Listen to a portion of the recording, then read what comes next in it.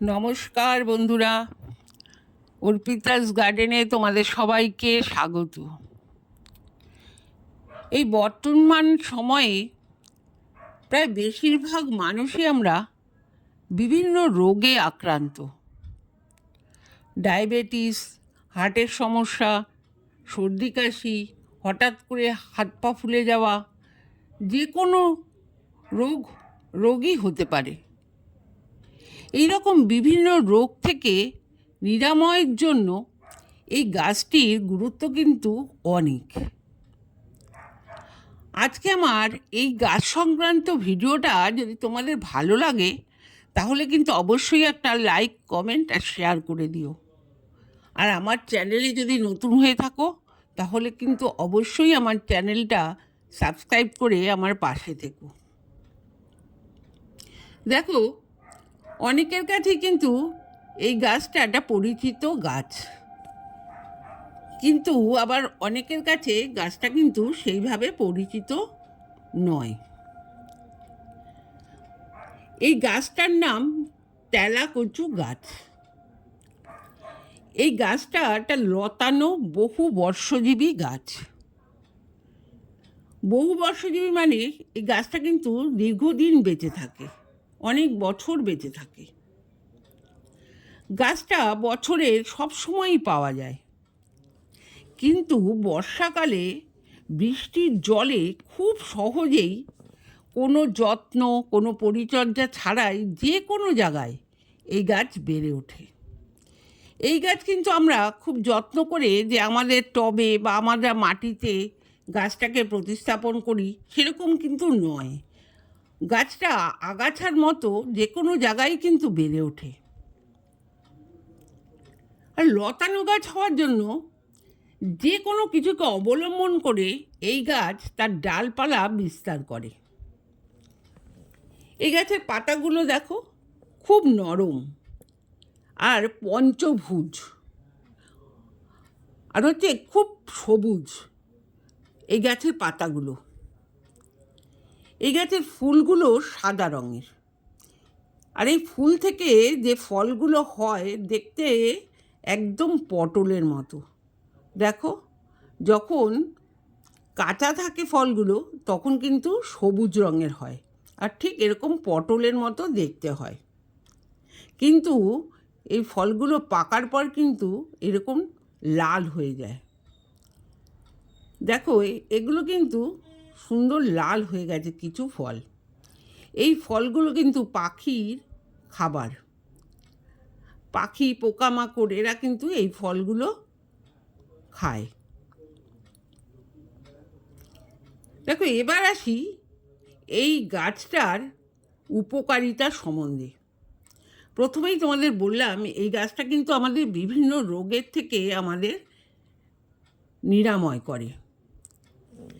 দেখো, সেই রোগগুলোর মধ্যে আমি প্রথমেই আসি, 1 নম্বর হচ্ছে ডায়াবেটিস। এই গাছের কাণ্ড আর পাতা, কাণ্ডসহ পাতা যদি আমরা বেটে সকালে 1 কাপ করে খেতে পারি, অথবা এই গাছের পাতার শাক রান্না করে আমরা খেয়ে থাকি, তাহলে কিন্তু আমরা ডায়াবেটিসের হাত থেকে রেহাই পাব।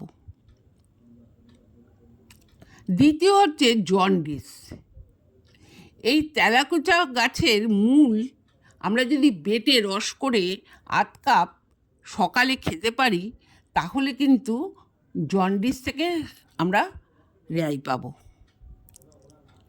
এবার দেখো, অনেক সময় আমরা পা ঝুলিয়ে বসে থাকার জন্য বা হাঁটলে বা আমাদের ইউরিক অ্যাসিড বেশি হয়ে গেলে আমাদের পা কিন্তু ফুলে যায়, হাত পা একটু ফুলে যায়।